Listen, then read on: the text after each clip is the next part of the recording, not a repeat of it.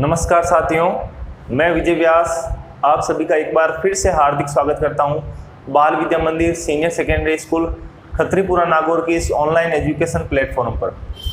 साथियों, पिछले वीडियो में अपन ने कक्षा 9 के सामाजिक विज्ञान विषय में अपना टॉपिक चल रहा था फ्रांसीसी क्रांति, और अपन ने फ्रांसीसी क्रांति के 2 टॉपिक कर लिए थे, यानी उसकी पृष्ठभूमि देख ली थी। अपन ने पिछले वीडियो के अंदर देखा था कि फ्रांस के सम्राट लुई 16वें ने करों में अत्यधिक वृद्धि कर दी। तो आज अपन देखते हैं उससे आगे कि वहाँ पर घटनाक्रम क्या क्या चल रहा था। वहाँ पर जीविका संकट उत्पन्न हो चुका था, खाद्य दंगे चल रहे थे। एक जीविका संकट उत्पन्न हो चुका था, इसकी बात अपन ने कर ली थी, और जीविका संकट के कारण खाद्य दंगे शुरू हो चुके थे। खाद्य दंगे शुरू हो चुके थे। इन सब के बीच में, यानी जो घटनाएं वहां चल रही थी, इन सब के बीच में एक नए वर्ग का उदय होता है, बुर्जुआ वर्ग।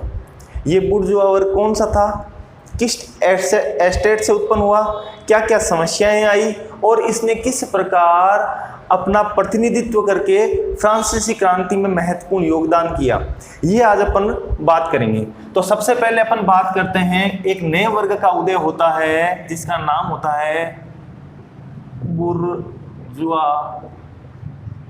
वर्ग।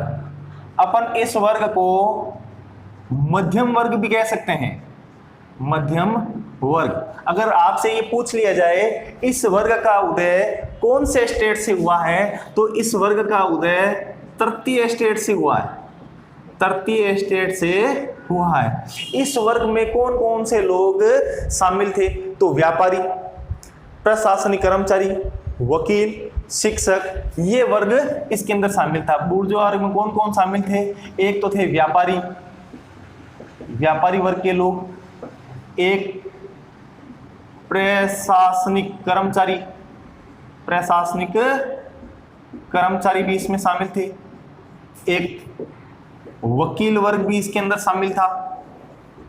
वकील के अलावा एक शिक्षक वर्ग भी था जो इसके अंदर शामिल था, एक दार्शनिक वर्ग भी इसके अंदर शामिल था।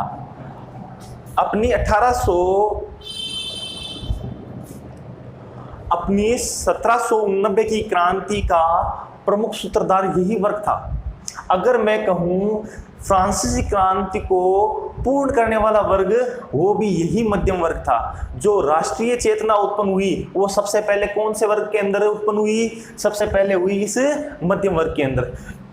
इनका बुर्जुआ वर्ग का तात्पर्य क्या होता है, ये होते तो मध्यम वर्ग या तृतीय स्टेट के हैं, लेकिन इनका झुकाव पूंजीवाद की तरफ होता है। इनका झुकाव किसकी तरफ होता है, पूंजीवाद की तरफ होता है। ये समाज में स्वतंत्रताओं को चाहने वाले लोग होते हैं। ये समाज में ये चाहते हैं स्वतंत्रताएं मिले, समानता मिले। वो कौन से लोग होते हैं, ये मध्यम वर्ग थे। अब देखो, इन वर्ग की इनके पास में सबसे बड़ी समस्याएं, 2 समस्याएं थी। इनकी 2 समस्याएं थी। पहली समस्या थी, इनकी समस्याएं पहली थी जन्मना विशेषाधिकार, और इनकी दूसरी समस्या थी अत्यधिक कर। पहली समस्या क्या थी, जन्मना विशेषाधिकार। जन्मना विशेषाधिकार से क्या तात्पर्य है, जिन्हें जन्म से ही विशेष अधिकार प्राप्त हो। इसमें कौन कौन से वर्ग शामिल थे जिनको जन्मना विशेष अधिकार प्राप्त थे, प्रथम स्टेट और द्वितीय स्टेट।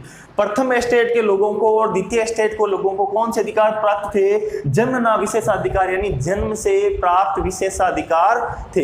ये किसके लिए समस्या थी, तृतीय स्टेट के इन लोगों के लिए। इन्होंने कहा था इनके पास में योग्यता नहीं है और ऐसे लोगों के को जन्मना विशेषाधिकार नहीं मिलना चाहिए, बल्कि ये तो ये बात कहते थे जन्मना विशेषाधिकार को समाप्त ही कर दिया जाना चाहिए। किसी भी व्यक्ति को जन्म से अधिकार प्राप्त नहीं होना चाहिए। इनकी दूसरी समस्या थी अत्यधिक कर। कर क्यों ले रखा था, क्यों लिया था, इन सब की बातें अपन ने पिछले वीडियो में कर ली है। तो ये अत्यधिक कर या जो करों की वृद्धि हो रही है उससे भी समस्या थे। अब देखो, अगर मैं कर की बात करता हूं तो उस समय 2 प्रकार के कर लिए जाते थे। उस समय 2 प्रकार के कर लिए जाते थे। एक कर लेता था सम्राट। उस समय 1857 की क्रांति के समय कौन था सम्राट? लुई 16वां। और एक कर लिया जाता था आपके चर्च या पादरी से। एक कर कौन लेता था? सम्राट लेता था। एक कर कौन लेता था? चर्च या पादरी। सम्राट भी 2 प्रकार के कर लेता था। सम्राट भी कितने प्रकार के कर लेता था? 2 प्रकार के कर। पहला तो प्रत्यक्ष कर, प्रत्यक्ष कर, और दूसरा था अप्रत्यक्ष कर। सम्राट उस समय कितने प्रकार के कर लेता था? 2 प्रकार के कर लेता था, प्रत्यक्ष कर और अप्रत्यक्ष कर। पहले बात कर लेते हैं अप्रत्यक्ष कर की। अप्रत्यक्ष करों के अंदर जैसे नमक पर कर लगा दिया, नमक या तंबाकू पर कर लगा दिया। पता है आम जनता इनका सेवन जरूर करेगी किसी न किसी रूप में। इन पर कर लगा दो, अपने आप दूसरी वस्तु का सेवन करेंगे तो अपने आप ही कर मिल जाएगा। तो ये तो कौन से हो गए? अप्रत्यक्ष कर हो गया। एक लगाती थी प्रत्यक्ष कर। प्रत्यक्ष कर का नाम था टाइल। अगर आपसे पूछ लिया जाए सम्राट के द्वारा लगाया गया प्रत्यक्ष कर कौन सा था? टाइल। ये प्रत्यक्ष कर ये सीधे कर था कि भाई आपको आपकी आमदनी का इतने प्रतिशत हिस्सा हमारे को प्रत्यक्ष कर के रूप में देना था। तो ये प्रत्यक्ष कर का नाम हो गया टाइल। इसके अलावा चर्च के पादरी के द्वारा भी एक कर लिया जाता था जिसका नाम था टाइद। जिसका नाम क्या था? टाइद। ये क्या होता था? ये एक प्रकार का यूं समझ लो धार्मिक कर था। ये एक प्रकार का कौन सा कर था? धार्मिक कर था। ये अपनी उपज का 1/10वां भाग देना होता था। 1/10वां भाग किस कर के रूप में देना होता था? टाइद के रूप में। ये लेने वाला कौन था? चर्च या पादरी। चर्च तो स्थान हो गया और पादरी उसको व्यक्ति को संभालने वाला, यानी चर्च को संभालने वाला व्यक्ति हो गया पादरी। यानी चर्च का धर्मगुरु कौन हो गया? पोप या पादरी। अब देखो यहां पर इस प्रकार के कर लिए जाते थे। यहां टाइल करों में वृद्धि हो गई। टाइल करों में क्या हो गई? वृद्धि होगी। और टाइल कर ये एक चर्च को मिला हुआ जन्मना विशेष अधिकार था।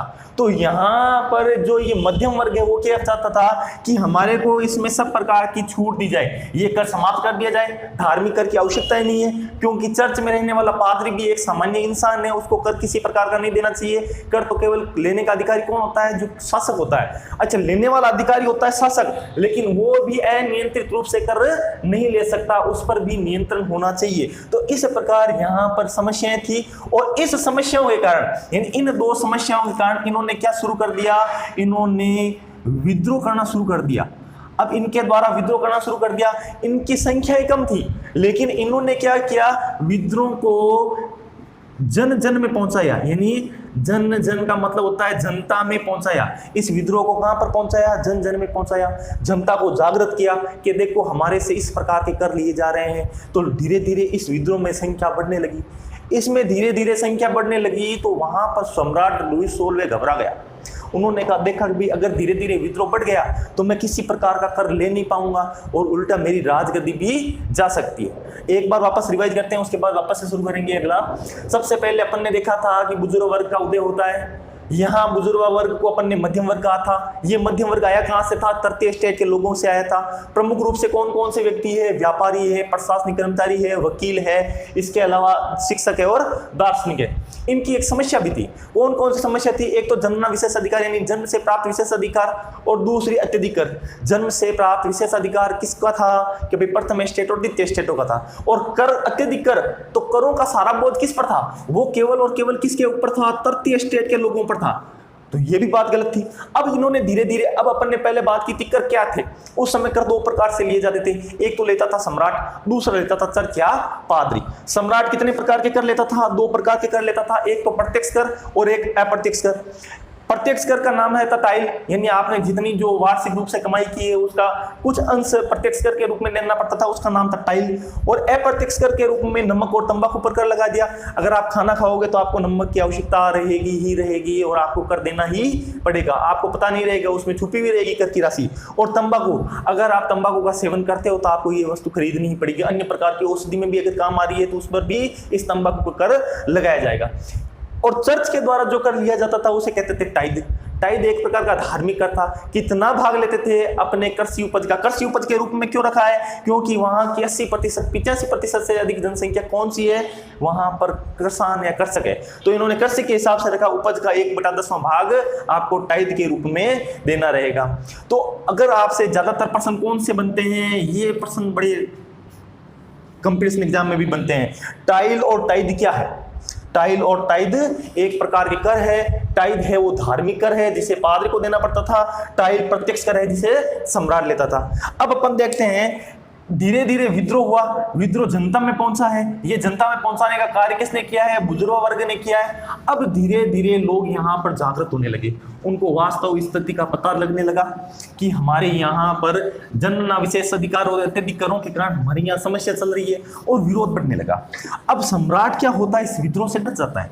वो ये कहता है अगर विद्रोह ज्यादा बढ़ गया तो हमारी राजगद्दी भी जा सकती है। हमारे यहाँ पर विद्रोह को कम कैसे किया जाए? तो यहाँ पर विद्रोह को कम करने के लिए सम्राट ने क्या किया? एक बैठक बुलाई। सम्राट ने क्या किया? विद्रोह को शांत करने के लिए एक बैठक बुलाई। अब पौराणिक काल के अंदर, प्राचीन फ्रांस के अंदर ही इसी प्रकार की एक बैठक चलती थी जो राजा पर या सम्राट पर अंकुश लगाने का काम करती थी, जिसका नाम था जनरल एस्टेट की बैठक। ये जनरल एस्टेट की बैठक पिछले 150 सालों में नहीं हुई थी। 1614 ईस्वी के अंदर अंतिम जनरल एस्टेट की बैठक हुई थी और अब ईस्वी चल रहा है 1789 ईस्वी। तो लगभग अपने यहाँ पर देख लिया जाए तो 150 सालों में उसकी बैठक बिल्कुल ही नहीं हुई थी। जनता का विद्रोह चल रहा था। तो उस विद्रोह को शांत करने के लिए सम्राट ने क्या किया? जनरल एस्टेट की बैठक बुला ली। तो देखो, विद्रोह को शांत करने के लिए, विद्रोह को शांत करने के लिए सम्राट ने जनरल एस्टेट की बैठक बुलाई। अब देखो, इस जनरल एस्टेट की बैठक को अपन और क्या कह सकते हैं? ये एक प्रतिनिधि सभा की बैठक थी। प्रतिनिधि सभा की बैठक। प्रतिनिधि सभा की बैठक का तात्पर्य क्या हो गया? तीनों एस्टेट के प्रतिनिधि इसके अंदर आएंगे और बातचीत के द्वारा समस्या का समाधान करेंगे। तो तीनों एस्टेट के प्रतिनिधि आएंगे। तो इस प्रकार ये एक प्रकार की क्या थी? ये एक प्रतिनिधि सभा थी। अब इस प्रतिनिधि जो ये जनरल एस्टेट है, इस बैठक की अंतिम बैठक, आज से पहले अंतिम बैठक कब हुई थी? 1614 में पूर्व में बैठक हुई भी है ना। और अब अपने चल रहा है 1789। तो लगभग बीच में 150 सालों का समय आ गया है और बिल्कुल भी बैठक नहीं हुई। तो ये एक प्रकार की राजा पर अंकुश लगाने वाली संस्था थी जिसकी बैठक नहीं हुई। इसका मतलब क्या हो गया? लगभग 150 सालों तक राजा ने निरंकुश रूप से शासन किया था। विद्रोह हुआ नहीं। अब विद्रोह हुआ नहीं, अब विद्रोह हुआ है तो राजा को ने महसूस किया विद्रोह को शांत करने के लिए जनरल एस्टेट की बैठक बुलानी चाहिए। ये पहले काम क्या करती थी? पूर्व में सम्राट पर अंकुश लगाने का कार्य था। किसका कार्य था? इस जनरल एस्टेट की बैठक का। पूर्व में तो ये समय समय पर लगातार होती थी, लेकिन 1614 ईस्वी के बाद में 1614 ईस्वी के बाद में ये बैठक हुई ही नहीं। तो इसका मतलब क्या हो गया? बीच में ये जितने भी शासक हुए हैं वो सारे के सारे निरंकुश थे। अब आवश्यकता महसूस हुई कहीं विद्रोह बढ़ नहीं जाए। तो यहाँ विद्रोह बढ़ नहीं जाए, यहीं से क्रांति की शुरुआत होती है। अगर आपसे पूछ लिया जाए कि आपके फ्रांसीसी क्रांति जो 1789 में हुई है, उस क्रांति की शुरुआत कहाँ से होती है या प्रथम घटना कौन सी है, तो आप कहोगे ये एस्टेट जनरल की बैठक। तो आइए आज अपन वापस अगला पॉइंट शुरू करते हैं अपने जनरल एस्टेट की बैठक से, फ्रांसीसी क्रांति की शुरुआत। 2 पॉइंट पिछले दो वीडियो में अपन ने पढ़ लिए थे और आज अपना जो तीसरा पॉइंट आता है वो है फ्रांसीसी क्रांति की शुरुआत, कि फ्रांसीसी क्रांति की शुरुआत कैसे होती है।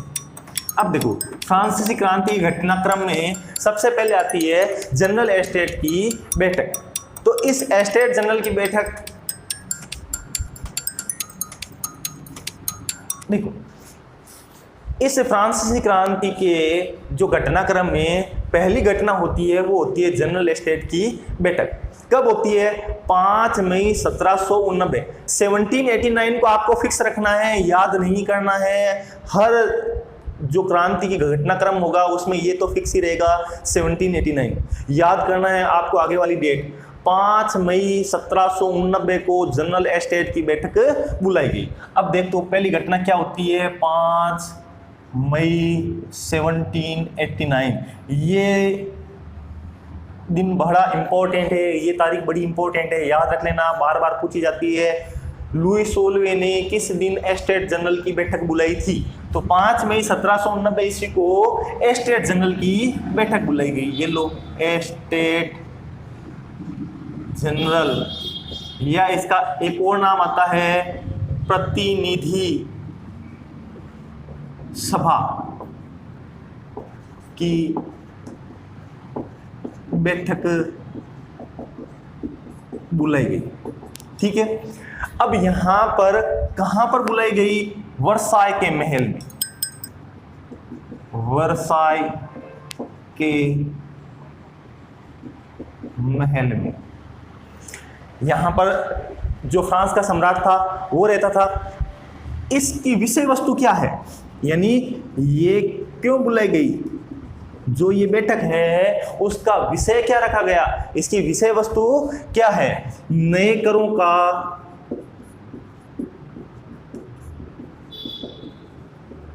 अनुमोदन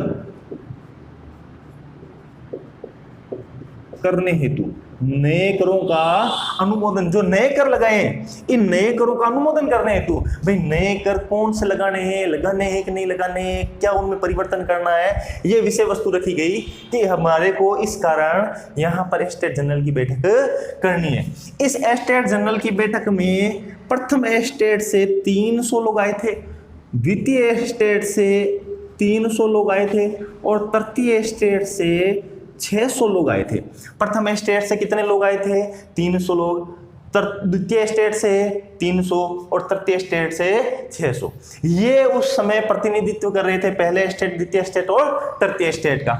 इस बैठक के अंदर, जो जनरल एस्टेट की बैठक है उसके अंदर महिला, किसान और कारीगर, इनका प्रवेश निषेध था। इन तीनों का क्या था?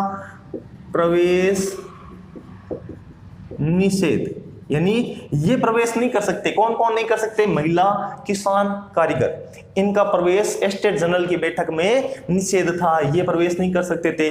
तो यहां पर क्या होता है, ये 300 और ये 300 तो अपनी अपनी सीटों पर बैठे रहते हैं, यानी पंक्तियों में बैठ जाते हैं, लेकिन इन्हें क्या रखा जाता है? इन्हें कतार में पीछे खड़ा रखा जाता है। सामने राजा बैठा होता है, एक तरफ 300 प्रथम स्टेट के लोग बैठे रहते हैं, एक तरफ द्वितीय स्टेट के लोग बैठे रहते हैं, और इन दोनों के पीछे पंक्तियों में कतारों के अंदर क्या होता है? तृतीय स्टेट के लोग खड़े रहते हैं। तो यहीं से भेदभाव शुरू हो जाता है। चलो यहां पर भी भेदभाव इन्होंने सहन कर लिया, लेकिन अब कहां पर समस्या आती है? पहले जब यहाँ पर 1614 के अंदर हुई थी या 1614 से पहले अगर कोई बैठक हुई थी, उसमें क्या होता था? प्रथम स्टेट का एक वोट मानते थे, द्वितीय स्टेट का एक वोट और तृतीय स्टेट का एक वोट मानते थे। लेकिन इस बार इन 600 जनों ने, यानी इन जो तृतीय स्टेट के 600 प्रतिनिधि है, इन्होंने कहा था हम पूर्व में ऐसा हुआ था, इस बार ऐसा नहीं होगा। इस अपन क्या करेंगे? जितने भी प्रतिनिधि आए हैं, यानी एस्टेट जनरल की बैठक में प्रथम, द्वितीय और तृतीय स्टेट से जितने भी प्रतिनिधि आए हैं उन सबका एक एक मत रखा जाएगा, यानी पूरी सभा के द्वारा मतदान किया जाएगा। लेकिन राजा ने यह स्वीकार कर दिया। राजा को पता था कहीं ना कहीं 600 और ये 600 बराबर हो जाएंगे, तो हो सकता है हम हार भी जाएं, लेकिन इनका एक वोट, इनका एक वोट, इनका एक वोट रहेगा, तो ये 2 वोट तो हमारे पास में रहेंगे और कर अपने आप ही बढ़ जाएंगे। लेकिन इस बार तीसरे स्टेट के प्रतिनिधियों ने ये एक शर्त रख दी। तो आगे देखो, लिखो अपन 1614 ईस्वी तक प्रतिनिधि सभा में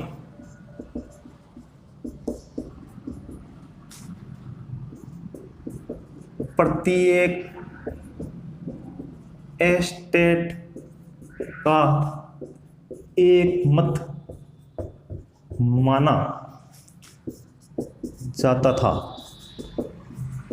परंतु इस बार तृतीय स्टेट के प्रतिनिधियों ने पूरी सभा के मतदान की बात कही। पूरी सभा के मतदान की बात कही का तात्पर्य क्या होगा? 600, 900 और 1200, यानी 1200 व्यक्ति इस प्रतिनिधि सभा में वोटिंग करेंगे। लेकिन सीधी सी बात है, सम्राट को लग रहा था 600 ये वोट तो निश्चित रूप से होंगे, नए करों का अनुमोदन नहीं करेंगे या कर वृद्धि के लिए मना करेंगे, और हो सकता है इनमें से भी कुछ व्यक्ति इनके पक्ष में हो जाए, जिससे क्या होगा, यहां पर इनका पलड़ा भारी हो जाएगा और मैं नए करों का अनुमोदन नहीं कर पाऊंगा, नए करों को लागू नहीं कर पाऊंगा। तो यहां पर सम्राट ने कहा पुरानी प्रथा है उसी से चलेंगे, तो सम्राट ने इस बात को अस्वीकार कर दिया। सम्राट ने क्या कर दिया? अस्वीकार कर दिया। जब सम्राट ने इस बात को अस्वीकार कर दिया तो सीधी सी बात है, ये 600 प्रतिनिधि क्या करते हैं, ये सभा से नाराज होकर सभा को छोड़कर चले जाते हैं। तो इन 600 प्रतिनिधियों ने क्या किया? सभा छोड़ दी, सभा छोड़ दी। तो इसका मतलब क्या हो गया? स्टेट जनरल, जो स्टेट जनरल की बैठक बुलाई गई वो पूर्ण रूप से विफल हो गई। ये हो गया पहला घटनाक्रम। वापस एक बार रिवाइज कर देता हूँ। फ्रांसीसी क्रांति की शुरुआत होती है स्टेट जनरल की बैठक से। कब बुलाई जाती है? 5 मई 1789 ईस्वी को बुलाई जाती है। वर्साय के महल में बुलाई जाती है। विषय वस्तु रखी जाती है नए करों का अनुमोदन करना। इसमें किसान, महिला और कारीगर का प्रवेश निषेध होता है।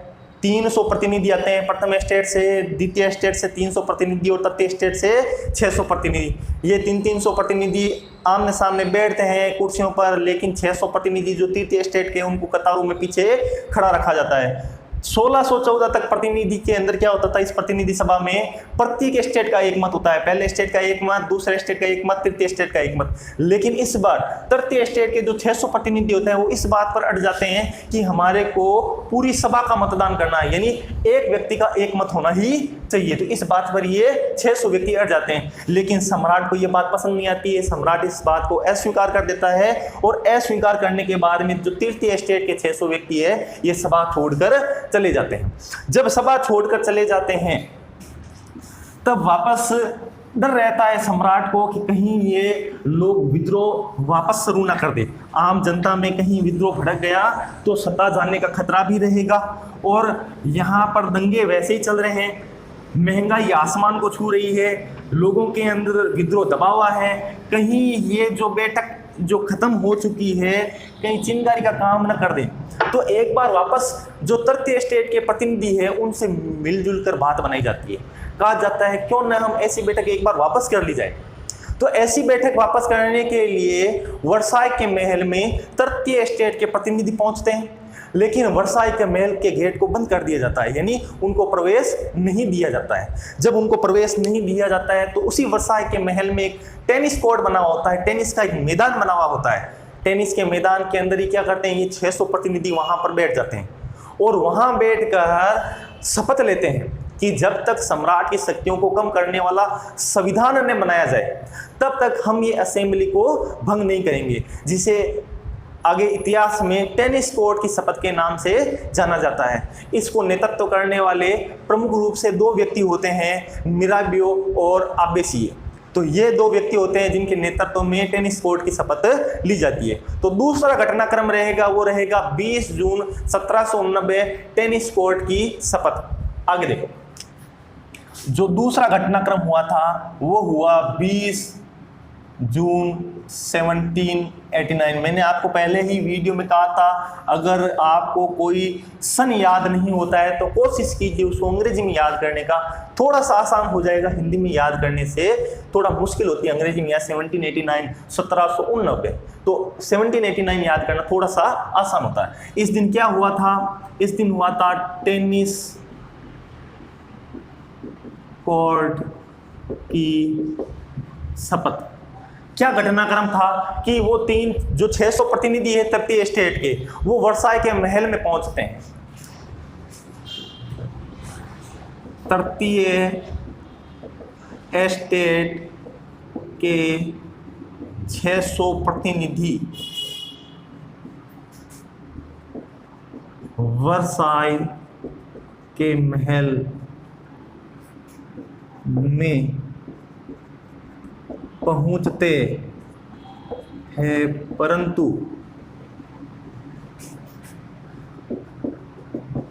सम्राट सभा के लिए मना कर देता है और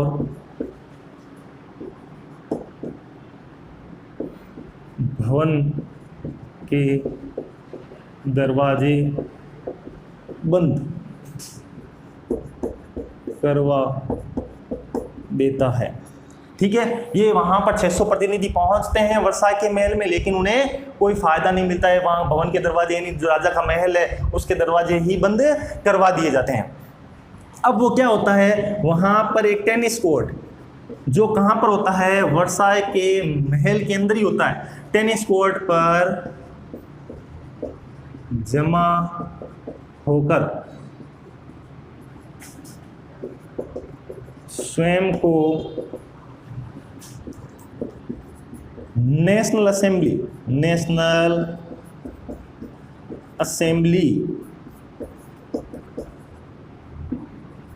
घोषित, स्वयं को क्या घोषित कर देते हैं, नेशनल असेंबली घोषित कर देते हैं और शपथ लेते हैं। क्या शपथ लेते हैं? जब तक सम्राट की शक्तियों को कम करने वाला संविधान तैयार नहीं कर लेते हैं, तब तक असेंबली भंग नहीं करेंगे। ये वहां पर शपथ ली जाती है, जिसे क्या कहा जाता है, टेनिस कोर्ट की शपथ। अगर पूछ लिया जाए टेनिस कोर्ट की शपथ का नेतृत्व किसने किया था, टेनिस कोर्ट की शपथ का नेतृत्व दो व्यक्तियों ने किया था। पहला व्यक्ति था मिराबियो और दूसरा व्यक्ति था आबे सीए। नाम थोड़े अटपटे हैं लेकिन याद रखने पड़ेंगे। वापस एक बार देख लो, रिवाइज कर रहा हूं। दूसरी घटनाक्रम, फ्रांसीसी क्रांति का दूसरा घटनाक्रम होता है 20 जून 1789 1789 के अंदर टेनिस कोर्ट की शपथ। इसमें क्या होता है, तृतीय स्टेट के 600 प्रतिनिधि वर्साई के महल पहुंचते हैं, लेकिन राज सम्राट से कोई बातचीत बनती नहीं है। सम्राट के द्वारा भवन के गेट दरवाजे बंद कर लिए जाते हैं। तो वहां पर एक टेनिस का मैदान होता है, वहां पर ये लोग जमा हो जाते हैं और स्वयं को क्या घोषित कर देते हैं, नेशनल असेंबली घोषित कर देते हैं। इस नेशनल असेंबली के व्यक्तियों के द्वारा, यानी 600 प्रतिनिधियों के द्वारा एक शपथ ली जाती है कि जब तक नेशनल असेंबली को भंग नहीं करेंगे, जब तक हम एक ऐसा संविधान निर्माण कर लें जो राजा की शक्तियों को नियंत्रित या कम करता हो। इस नेशनल असेंबली को या टेनिस कोर्ट की शपथ को नेतृत्व करने वाले दो व्यक्तियों का नाम आता है, एक तो नाम होता है मिराबियो और दूसरा नाम होता है आबे सीए। तो आज के लिए इतना ही। अगला घटनाक्रम हम अगले वीडियो के अंदर पढ़ेंगे। जब तक आप घर पे रहिए, सुरक्षित रहिए और लगातार अध्ययन करते रहिए। मिलते हैं अगले वीडियो में, जब तक के लिए बहुत बहुत धन्यवाद।